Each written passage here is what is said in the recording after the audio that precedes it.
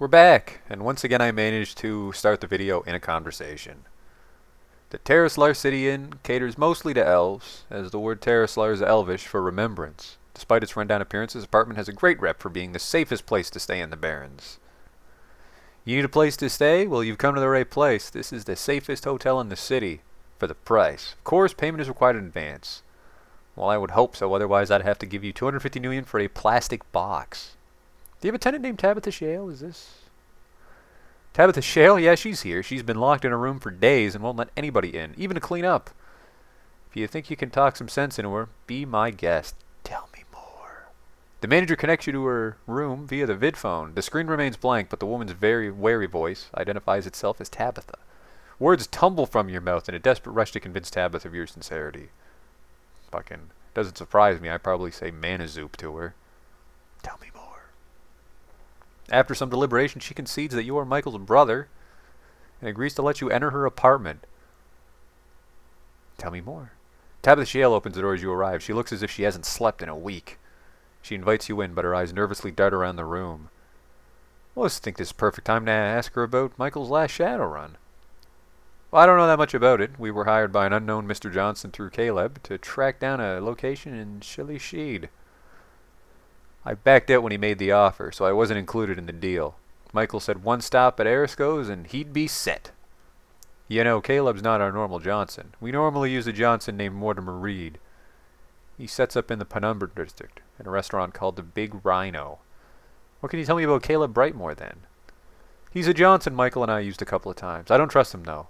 Who knows what those elves are up to anyways? You cunty racist. You might find him at Icarus Descending. That's where we always met him. Who's this guy Erisco, though? Boris Erisco is a small-time fixer who works out of an abandoned greenhouse in Redmond. I've been to the abandoned greenhouse in Redmond. Anything for a buck, that's Boris. He was probably the last person in the sprawl to see Michael alive. Well, you're not going to my party, so I'm not going to bother to ask you. Thanks for your help. Keep a low profile till I can sort this out. As if on cue, the door to the room explodes inward, leaving you momentarily stunned. A flash of automatic gunfire rakes Tabitha through the obscuring smoke and sends you diving for cover. As the swarm of bullets abates, you leap to your feet. Surging forward through the thick clouds, you catch the glimpse of a figure in red and black disappearing down the corridor. You rush back into Tabitha's room, but there are no signs of life. Although you notice a holopixer among her scattered belongings, because we're just looting the place, apparently. Tell me more, though. Holopix, David William Owlfeather. Salish-Shidhe Rangers Wilderness Patrol. So I think we're getting the fuck out of here. I do not like the Barrens in general. You're far more prone to get shit stomped. Just gotta find a telephone so I can call a taxi. Oh, think I found a new way to get a taxi. Back to the hospital when these things kill me. Come on.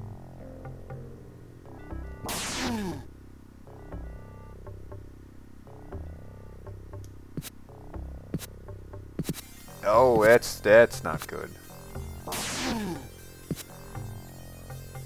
Maybe this one will actually get hit by it. Well, they're getting pissed off on me.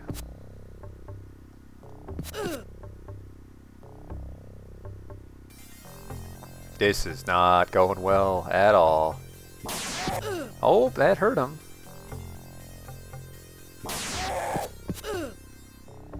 Not nearly enough, unfortunately. Man is zip. Man is up. Man is zoop. Man is zip. Man is zop. Man is zoop.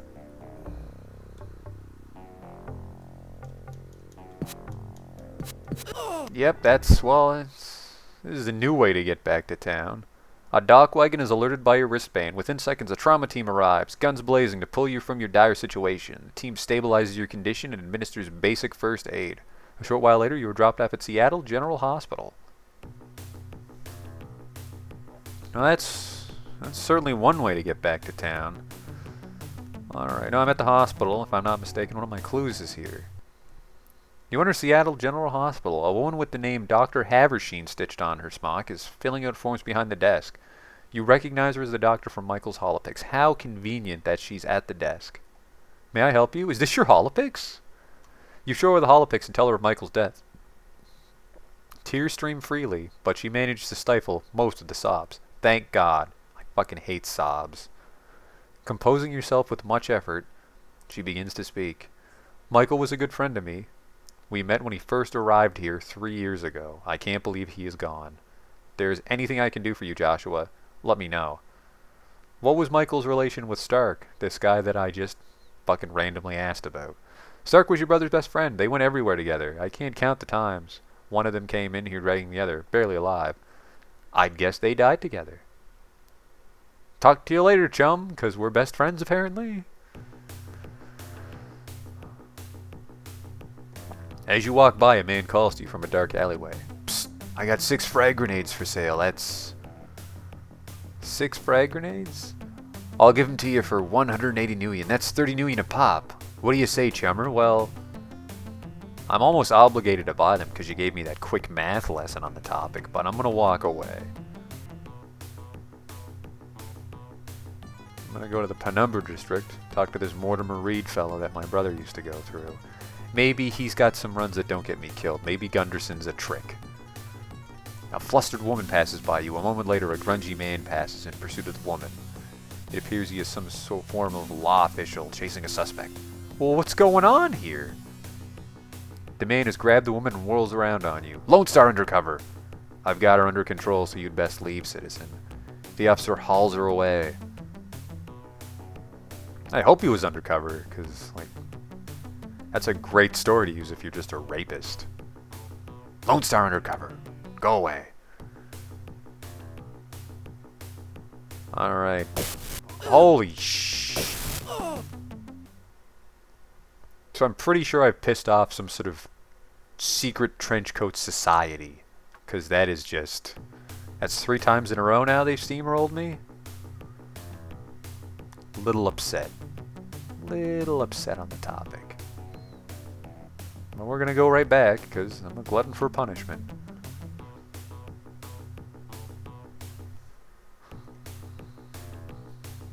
Alright, maybe we'll actually make it to Mortimer Reed this time.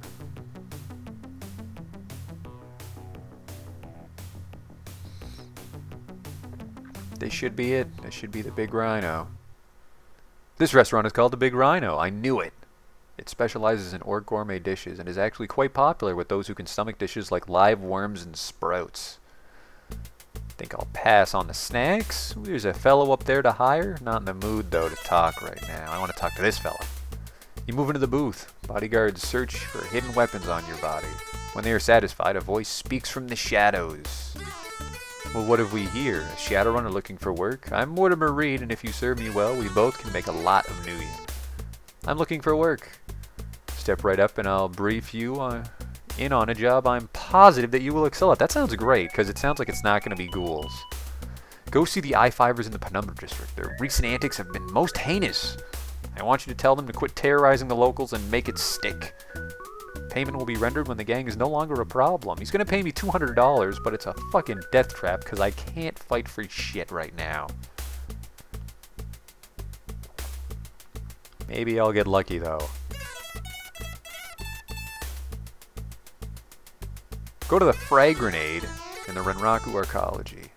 A contact that will give you a package. Take it to see the Orc Gang in the Puyallup Barrens, where you will be paid upon safe delivery of the package. $195 if I can make it on one piece. It's going to be about, what, $60 in cab fare? Stand to make some good money.